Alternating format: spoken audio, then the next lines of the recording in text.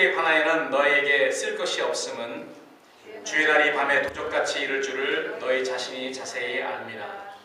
저희가 평안하다 안전하다 할 그때에 잉태된 여자에게 해산 고통이 이른 것 같이 멸망이 호련히 저에게 이르니 결단코 피하지 못하리라. 형제들아, 너희는 어둠에 있지 아니하매 그날이 도적같이 너에게 임하지 못하리니 너희는 다 빛의 아들이요 낮의 아들이라. 우리가 밤이나 어둠에 속하지 아니하나니 그러므로 우리는 다른 이들과 같이 자지 말고 오직 깨어 근신할지라. 자는 자들은 밤에 자고 취하는 자들은 밤에 취하되 우리는 낮에 속하였으니 근신하여 믿음과 사랑의 흉배를 붙이고 구원의 소망에 투구를 쓰자. 하나님이 우리를 세우심은 노하심에 이르게 하심이 아니요 오직 우리 주 예수 그리스도로 말미암아 구원을 얻게 하신 것이라. 예수께서 우리를 위하여 죽으사 우리로 하여금 깨든지 자든지 자기와 함께 살게 하려 하셨느니라. 11절 같이 읽습니다. 그러므로 피차 권면하고 피차 덕을 세우기를 너희가 하는 것 같이 하라. 아멘. 우리가 지난주 수요일에 공부한 4장 1절로 11절에서 사도 바울은 이렇게 이야기를 합니다. 교회 데살로니가 교회 성도들에게 너희가 하나님의 자녀로 하나님의 DNA를 받았다. 하나님의 속성, 하나님의 성품을 받았기 때문에 이제는 하나님을 본받는 그런 일, 또 하나님이 원하시는 하나님의 속성에 그런 맞는 일에 힘써 더욱 많이 하라고 합니다. 우리가 하나님의 속성은 잘 알듯이 하나님은 거룩하십니다. 그리고 하나님은 사랑이십니다. 그래서 형제들을 사랑하는 일을 더 많이 하라고 마지막으로 종말로라는 그러한 마지막으로 내가 너에게 권면한다. 이 서신 데살로니가전 서신에 제가 마지막으로 내가 권면을 한다라는 그런 의미로 종말로 이야기를 합니다. 그래서 더욱더 형제 사랑을 많이 하고 또 우리 하나님의 속성인 거룩함에 더욱더 많이 참여하는 그러한 성도들이 되어라 라고 사도 바울은 데살로니가에 있는 교회 성도들에게 지난 수요일에 우리가 공부한 4장 1절로 12절에서 그렇게 권면의 말을 기록했습니다. 그리고 4장 후반과 오늘 우리가 읽은 5장 초반에는 데살로니가 성도들이 디모데를 통해서 인편을 통해서 사도 바울에게 질문한 그러한 질문에 답변을 합니다. 데살로니가 성도들이 궁금해하고 있던 질문은요, 예수님께서 다시 오시기 전에 이미 죽은 성도들은 어떻게 됩니까? 라는 그런 질문이었습니다. 그래서 디모데가 그 질문을 가지고 데살로니가 교회 성도들의 질문을 가지고 사도 바울에게 왔습니다. 사도 바울에게 이런 질문을 성도들이 했는데요. 사도 바울 선생님은 어떻게 그걸 대답해 주시겠습니까? 디모데가 그렇게 그 질문 자체를 가지고 왔습니다. 그 질문은 혹시 내가 주님의 복음을 위해서 핍박과 환난을 당하다가 내가 죽을 수도 있는데 내가 죽으면은 그러면은 예수님이 내가 죽고 난 다음에 예수님이 오시면은 어떻게 되는 거죠? 아니면 혹시 벌써 고난과 핍박을 당해서 그 데살로니가 교회 성도들 중에 누가 죽었는지도 모릅니다. 아니면 병들어 죽었는지도 모릅니다. 그런 사람들은 지금 예수님이 오시면은 대체 어떻게 되는가? 계속 그 죽은 가운데 있는가? 아니면은 어떻게 되는가? 예수님이 오셔서 이제 왕으로 오셔서 이 땅에 다스리는데 이제 그런 부분에 대해서 우리들은 많이 알고 있지만 그 당시 사람들은 잘 몰랐습니다. 그래서 그 부분에 대해서 질문을 했어요.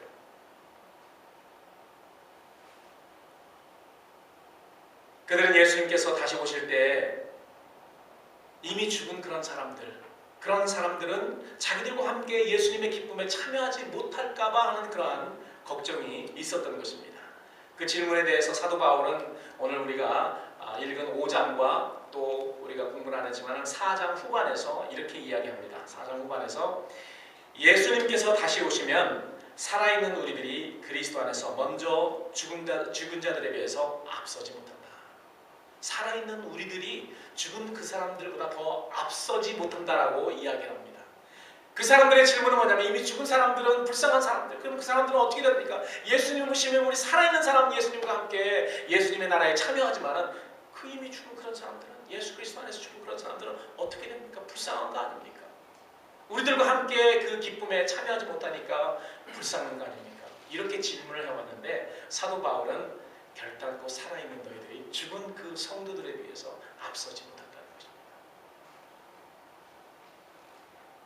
그렇게 말하면서 그리스도 안에서 먼저 죽은 자들 그들 때문에 슬퍼하지 말라는 그런 권면을 하였습니다.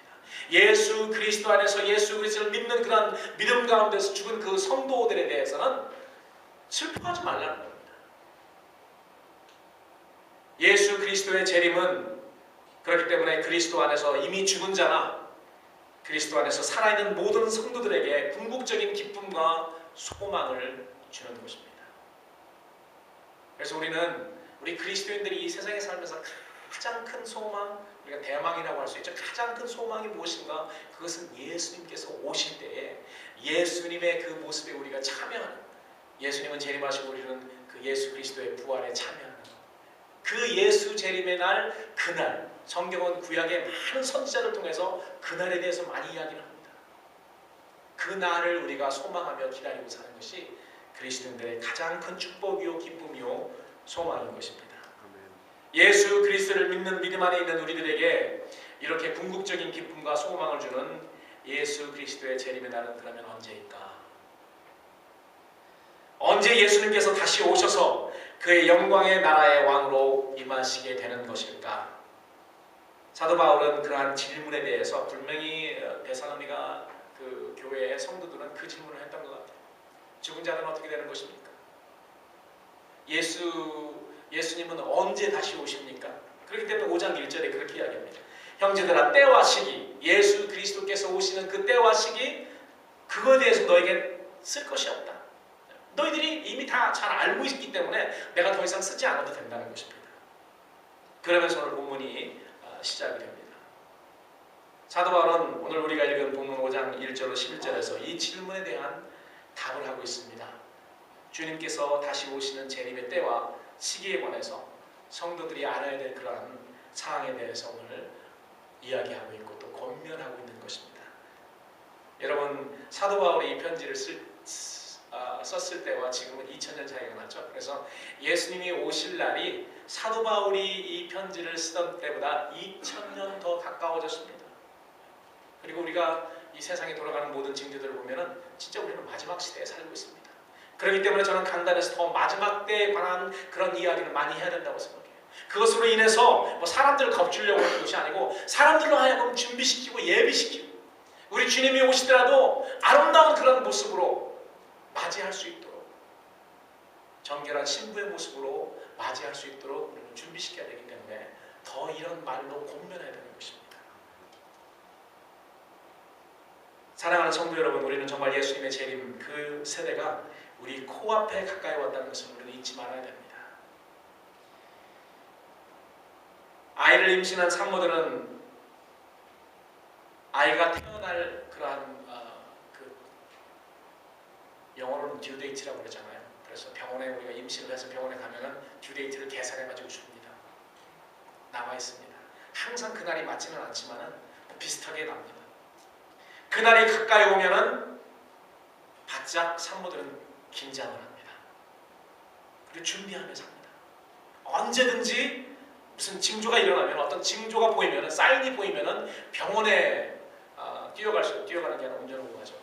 빨리 갈 수 있도록 긴장하면서 합니다. 그래서 그날을 앞에 두고 멀리 여행 가는 사람은 없습니다. 뭐 유럽으로 여행 가는 사람도 없고요.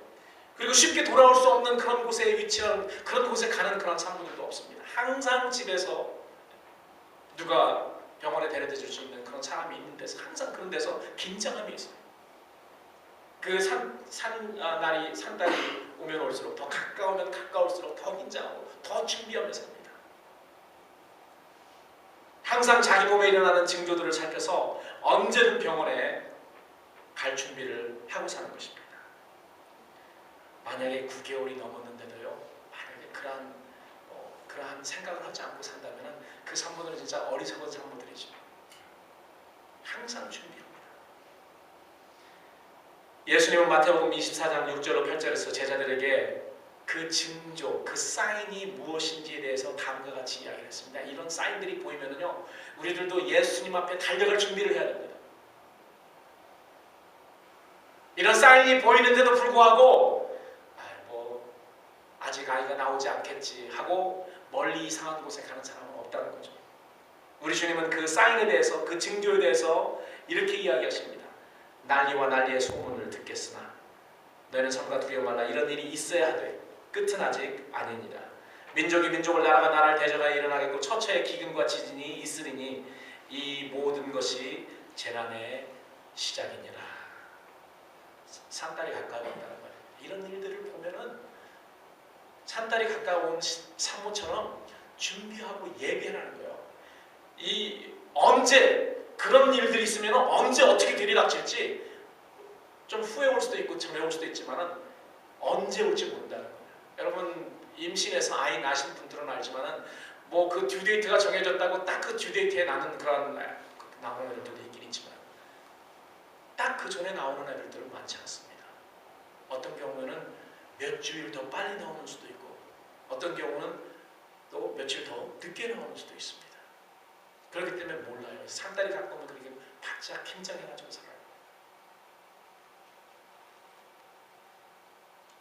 예수님은 마태복음에서 처처에 지진이 있을 것이다 라고 말씀하셨는데 여러분 20세기 들어와서 지진은 세계적인 그런 현상이 되었습니다. 우리나라에는 지진이 일어나지 않는 그러한 지역으로 우리가 알고 있는데 요즘은 한국에도 지진이 굉장히 많이 일어나요. 자주 일어납니다. 미국 지진연구소 발표에 의하면 1세기에는 지진이 45번뿐이 없었대요. 물론 뭐 45번 이상 있었겠죠. 그런데 기록된 지진이 45번뿐이 없었는데 20세기로 들어와가지고 26,000번이나 있었다고 합니다. 그게 계속해서 지금 증가되고 있습니다. 산통을 앓고 있는 것입니다. 해가 가면 갈수록 지진이 더 심해질 것이지만 제 개인적인 생각에는 그래요. 개인적인 생각에는 난리 일어나고요. 전쟁이 일어나고 전쟁이 일어나면 지금은 어떤 전쟁입니까? 그냥 총으로 쏘는 그런 전쟁이 아니고 활로 싸우는 그런 전쟁이 아니고 핵폭탄이 터져지고 핵폭탄이 폭발하는 그런 전쟁이 일어나잖아요. 우리 남한의 바로 위쪽 동네에 사는 사람들도 핵폭탄을 가지고 있습니다. 핵폭탄을 가지고 있는 국가가 굉장히 많아요. 실수라도 만약에 터진다면 그런 이 세계의 재난이죠. 원자폭탄이 마지막에는 전쟁이 일어나는데 계시록 보면 우리가 잘 알잖아요. 마지막에 3분의 1 인구가 죽는 그러한 전쟁이 일어나는데요. 핵폭탄이 반드시 분명히 터지죠. 그렇지 않고 뭐 15억, 20억이나 되는 그런 인구가 어떻게 죽습니까? 그런 원자폭탄이 만약에 터진다면 그러면 그 충격으로 인해서 지진이 더 많이 일어날 거죠. 우리 주님의 하신 그 말씀을 기억하세요. 민족이 민족을 나라가 나라를 대적하여 일어나겠고 처처의 기근과 지진이 있겠다. 이런 것들이 계속해서 마지막이 되면 될수록 증가된다는 것입니다. 옛날에도 지진이 있었고 옛날에도 기근이 있었고 옛날에도 전쟁이 있었습니다. 전쟁이 옛날에 2000년 전에 없었던 것이 아니죠. 계속 있었지만은 이런 일들이 아주 큰 스케일로 있다는 거예요. 그래서 20세기에 들어와서는요, 1차 세계대전, 2차 세계대전에서 몇 천만 명이 한 번 전쟁에 죽는 그런 일들이 일어났고요. 이제 만약에 3차 대전이 일어난다면은 이 천만 대가 아니고 1억, 10억대가 되는 것입니다. 임신 중에 있는 임산부의 배가 점점 더 크게 되는 거예요. 스케일이 점점 이 세상의 이런 기근과 전쟁과 그런 지진들이 점점 증가된다는 것은 아이를 낳는 그런 산모가 점점 배가 불러오는 겁니다.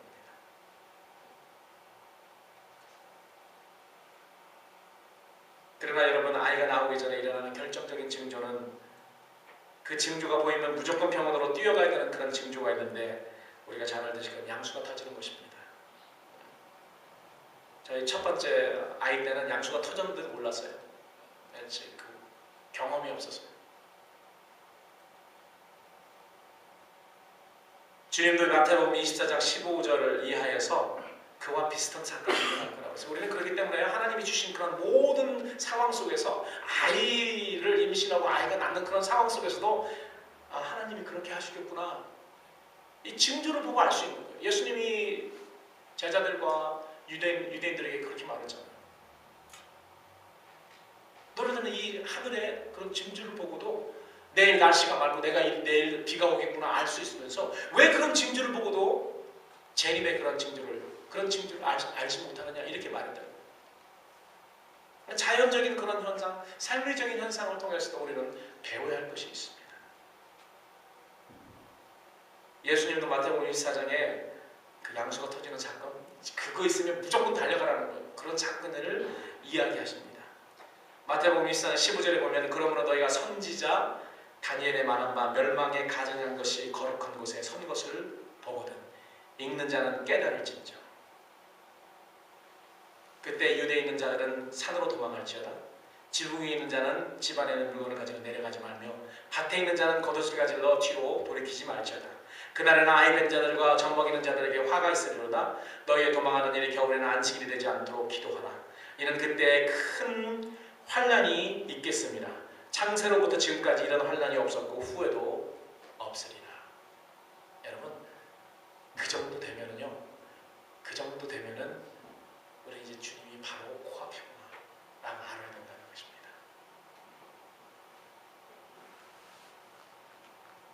더 이상 시간이 지체되는 시간이 없죠. 적그리스도 멸망에 가증한 것, 거룩한 곳에 서는 것은 다니엘이 이야기한 적그리스도입니다. 적그리스도가 이제 자기의 그러한 실체를 드러납니다. 실체를 드러내서 이제 환난 체제, 모든 성도들을 다 잡아 죽이고 모든 성도들을 모든 사람들을 자기 컨트롤하에 두는 그런 시대가 오죠.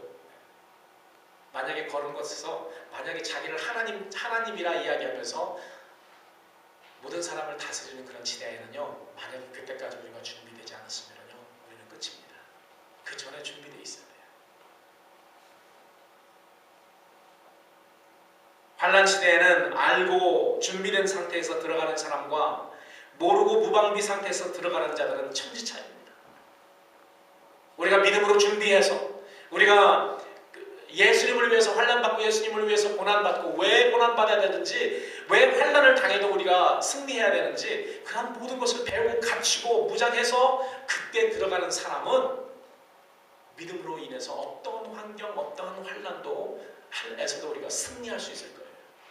그러나 그런 준비되지 않은 상태에서 하다가 만약에 들어가는 사람은 분명히 목숨과 믿음 사이에서 목숨을 택하지 믿음을 택하지 않습니다. 적그리스도인가 아니면 예수님인가, 그리스도인가 적그리스도인가 택할 때 그리스도를 택하지 못하게 될 것입니다. 그렇기 때문에 오늘 사도 바울은 그렇게 이야기합니다. 깨어있으라. 술에 취하지 말라. 이 세상에 취하지 말라는 것입니다. 이 세상에 취해서 영적으로 깨어 기도하지 않고 우리가 준비하고 있지 않으면은 오늘 본문 5장 3절에서 사도 바울이 이야기한 것처럼 저희가 평안하다 안전하다 할 그때 잉태된 여자에게 해산부통이 이른 것 같이 멸망이 호련히 저희에게 이르느니 결단코 피하지 못하리라. 그러니 언제 해산진통이 일어나는 걸 항상 깨어서 살피며 준비해야 됩니다. 살피는 것도 중요하고요, 준비하는 것도 중요합니다. 그래서 마지막 성도들에게 필요한 그런 말씀이 뭐겠습니까? 저는 마지막 살고 있는 우리들에게 필요한 그런 말씀은 깨어서 기도하고 우리를 예수님의 그 거룩한 신부로 나타날 수 있도록 우리가 거룩한 그런 치장을 하는 것입니다. 그래서 거룩한 것이 그렇게 중요합니다. 하나님 앞에서 거룩함으로 우리를 치장하는 것 중요합니다. 하나님의 말씀으로 순종하면서 형제들을 사랑하면서 이미 사도 바울은 데살로니가 4장에서 그거에 대해서 더욱 많이 해라는 거죠. 이미 너희들은 하고 있지만은 더욱 많이 해. 너희들은 이미 거룩함에 참여하고 있고 그리고 형제 사랑을 이미 많이 한다고 소문 나 있지만 더욱 많이 하라는 것입니다.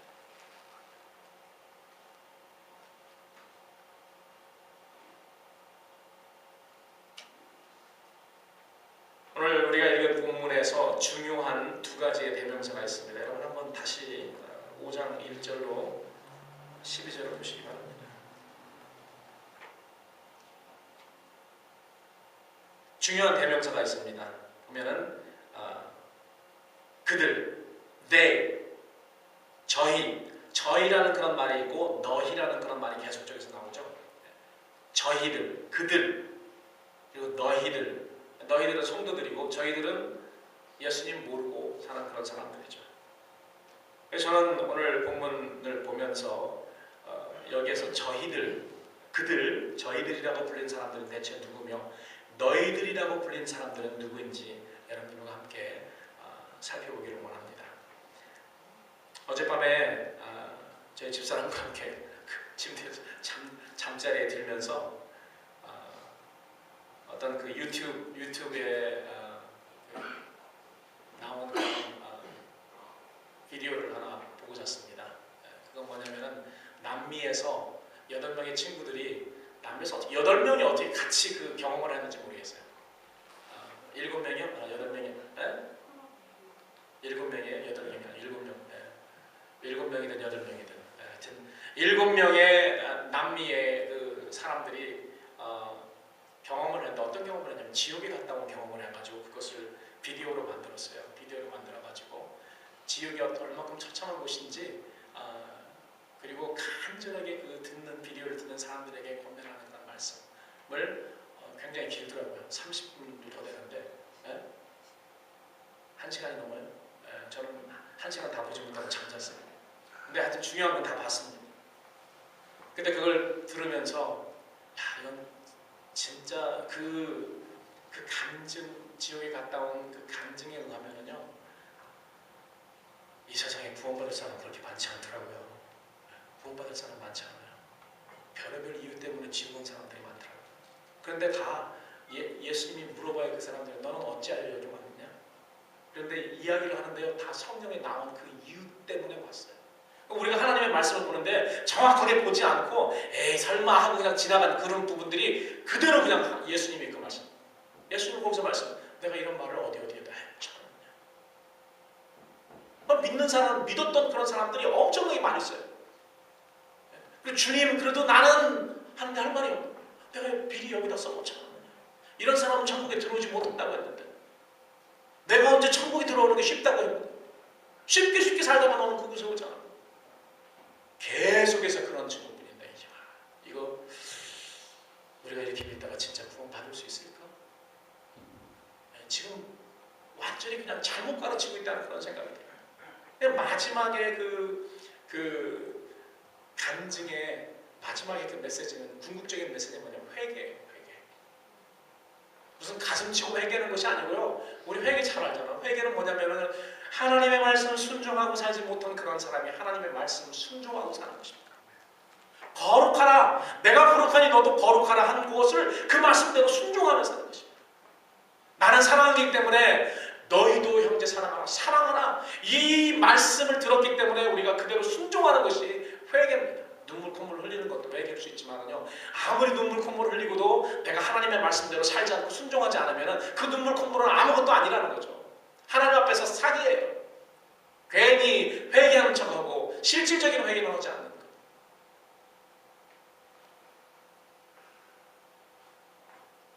오늘 본문에서 사도 바울은 저희들, 너희들 이렇게 대명사로 갈라서 지금 이야기하고 있습니다.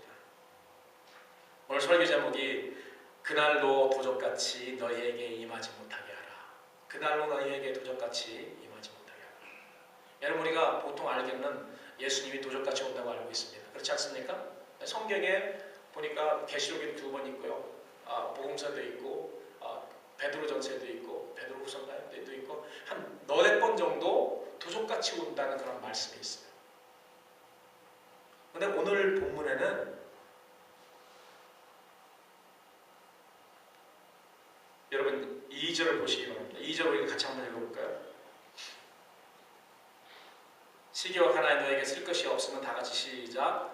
주의 날이 밤에 도적같이 이를 줄을 너희 자신이 자세히 압니다. 분명히 사도 바울도 그 주의 날이 재림의 예수 그리스도의 재림의 날이 도적같이 이른다는 것을 이야기합니다. 그런데 여러분 점프해서 4절 우리 같이 읽습니다. 4절 시작.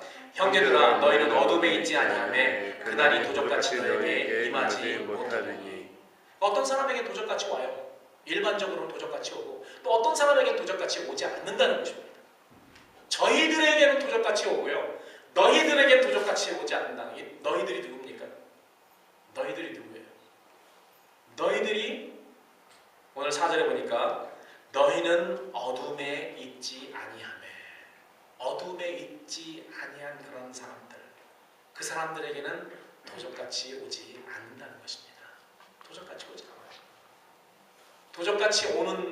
도적같이 그날이 오지만 도적같이 맞이하는 그러한 사람들은 이 세상에 어두움에 사는 사람들이십니다. 어두움에 사는 어두움의 자식들이에요. 밤의 자식들. 그리고 낮에 사는 빛에 거하는 하나님의 자녀들에게는 도적같이 임하지 않는다고 못 받고 있습니다. 일반적으로 보면 예수님 도적같이 오세요. 그러나 깨어서 준비하고 예비하고 있는 낮에 속한 빛에 속한 그러한 자녀들, 하나님의 자녀들에게는 예수님이 도적같이 오지 않습니다. 그날이 도적같이 임할 수가 없습니다. 깨어있기 때문에.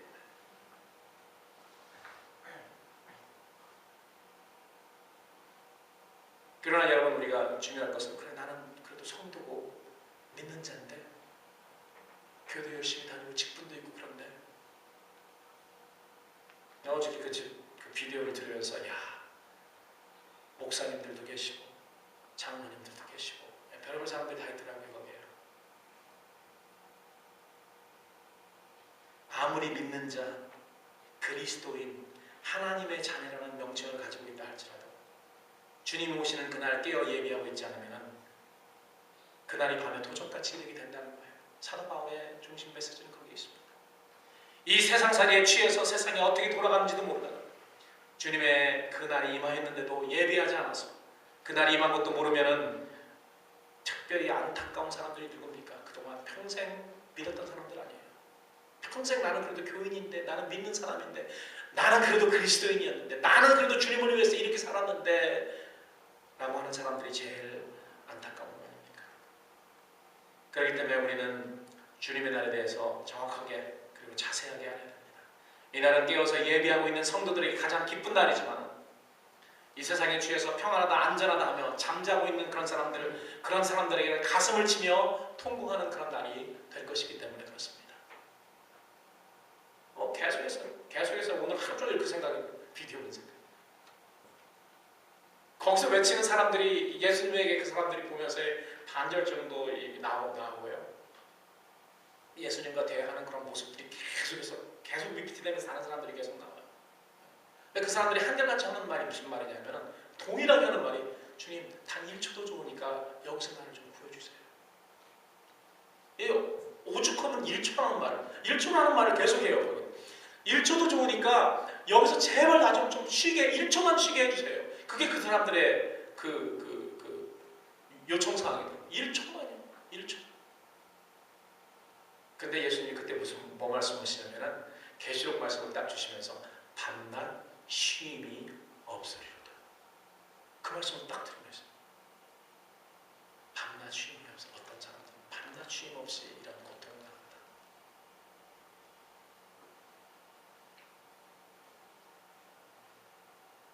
우리 믿는 강단에서 하나님 말씀 전하는 사람들이 깨어 있어야 되겠더라고요. 우리들이 그냥 이상한 그런 하나님이 진짜 전하라고 하는 그런 메시지를 전하지 않고 그냥 귀 가려운 사람들을 긁어주는 그런 말만 해서는 안 되겠다. 그런 생각을 했습니다. 세상이 이런 종말을 맞이할 것이라는 예언을 모르는 그런 사람들이나 알면서도 주인이 더디 오시리라고 생각하는 사람은 생각지 않은 날 알지 못하는 시간에 주인이 이르러서 엄히 쪼개버리고 신실치 아니하는 자 받는 벌에 처하게 된다. 이 말씀은요, 목회자들에게 하는 말씀이더라고요. 이 말씀. 종이잖아요. 그런데 주인이 맡긴 거를 하지 않고 좀 늦게 오시겠지 생각해서 그대로 하지를 않습니다. 그리고 노비들을, 자기 밑에 있는 그런 사람들을 때리고 술 취해서 엄히 쪼개버리고 신실치 아니하는 자의 벌에, 아마 이 엄히 쪼개버리는 그런 사건도 그 비디오에 다 나온 것 같아요. 이 형벌들이 엄청나더라고요. 그 디스크립션이. 누가복음에 우리 주님께서 그거 중에 한 가지를 이야기했어요. 쪼개버린다. 분명히 신실치 아니하는 자가 받는 벌, 그 지옥에 그런 벌이 분명히 있을 것입니다. 그 많은 목사님들이 나는 가서 그 벌을 받을 거라고 생각해요. 주님, 나는 그래도 평생 주님을 위해 살았는데 너는 신실치 아니하는 자. 그렇게 신실치 아니하는 자의 벌, 이것이 바로 그 벌이다. 나는 왜 이렇게 고통당하는데 신실치 않은 자들이 받는 벌이다.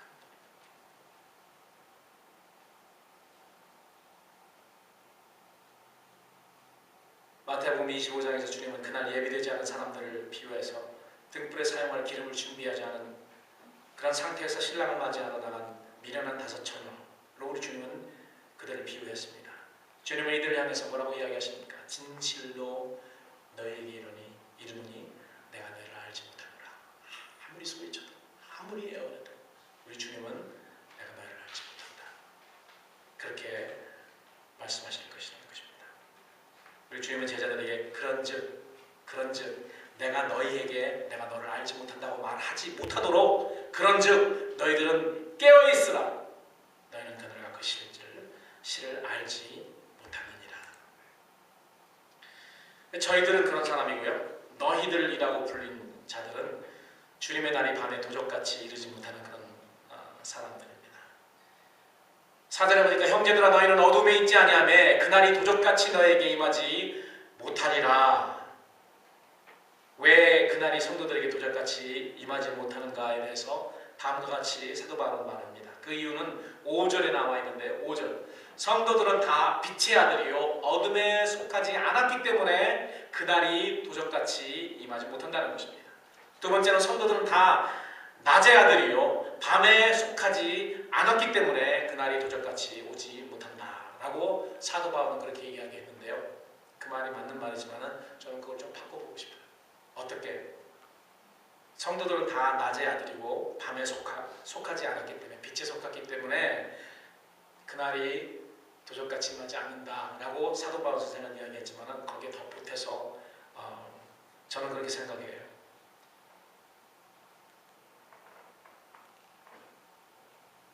낮에 속하지 않고 밤에 속한 사람들은요, 그 사람들의 직분이, 그 사람들의 타이틀이 그리스도인, 성도, 집사, 장로, 권사 상관이 없습니다. 그런 사람이라 할지라도 그 사람에게는 예수님이 도적같이 오신다는 거죠. 성도가 누구냐는 거예요. 성도들은 낮의 아들이요 밤에 속하지 않았다가 아니고요, 거꾸로 뒤집어서 낮의 아들, 밤에 속하지 않은 사람들이 성도라는 거예요. 성도는 분명히 낮의 아들이고 밤에 속하지 않은 사람들이지만 뒤집어서 보면은 낮의 아들이고 밤에 속하지 않은 사람들이 성도라는 거예요. 누가 성도입니까? 이름만 있는 사람이 성도가 아니고요, 낮에 속한 사람들이에요. 그렇게 사는 사람들, 밤에 속하지 않은 사람들, 빛에 속한 사람, 어둠에 속하지 않은 사람들이 진짜 성도라는 거예요. 그런데 이름만 성도이면서 어둠에 속해 있고 밤에 속해 있는 사람들 부지기수로 많습니다.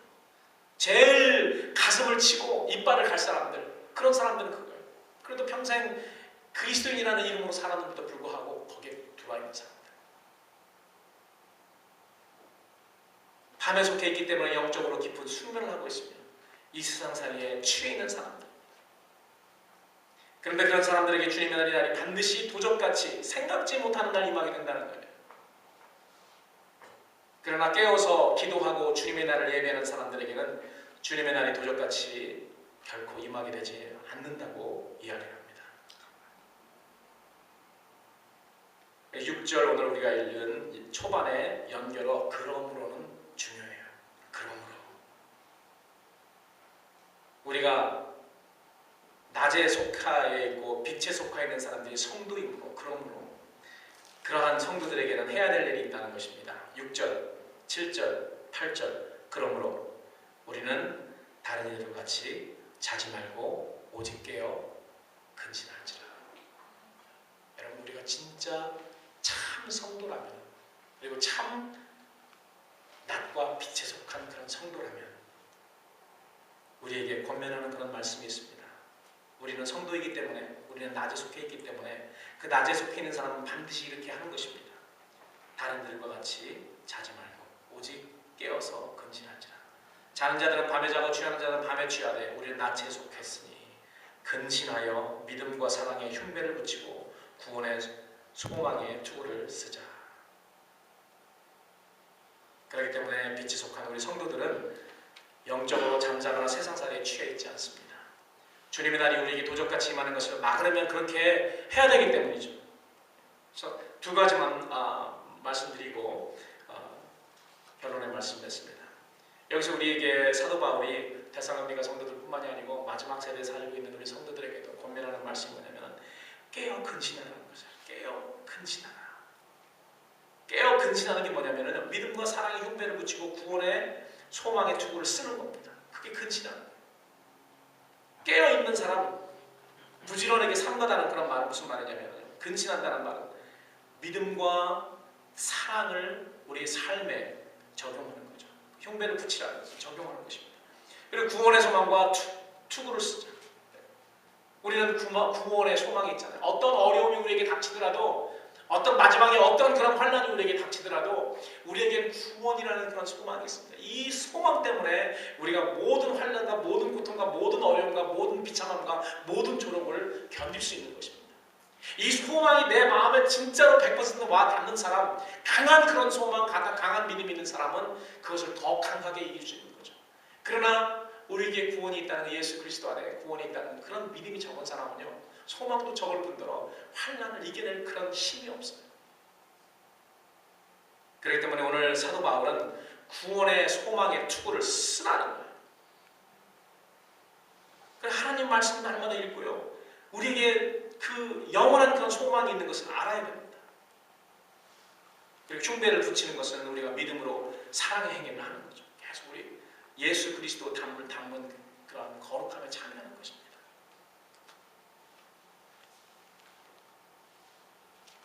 두 번째로는 그러므로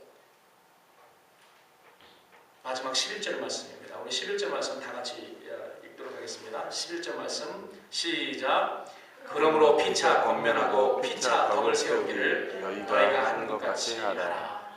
데살로니가 성도들은 4장 초반에 나와 있는 것처럼 이런 것들을 하고 있었어요. 이미 하고 있었습니다. 서로를 사랑하고 서로의 믿음을 세워주고 있었습니다. 그렇기 때문에 서로 권면하라.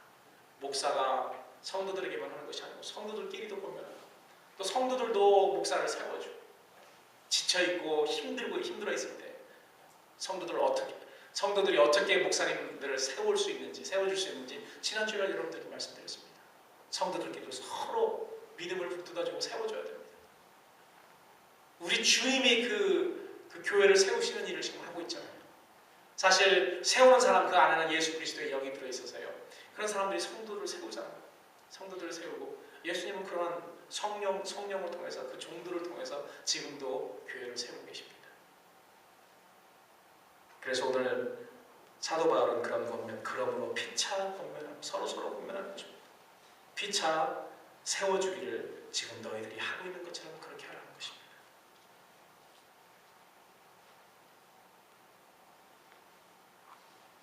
서로 세워주는 그러한 그 명령어의 시제는 현재형입니다. 이 현재형이 나올 때는 계속 지속적으로 하는 그런 말이죠. 세워주는데 내가 한번 세워주고 싶을 때, 격려해주고 싶을 때만 하는 것이 아니고 계속해서 지속적으로.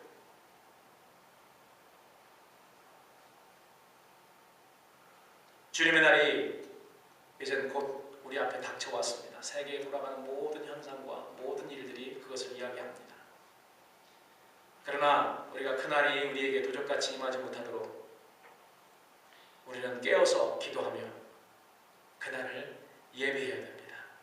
그런 기도하며 예배하는 성도들 되기를 우리 주님의 이름으로 축원하고요.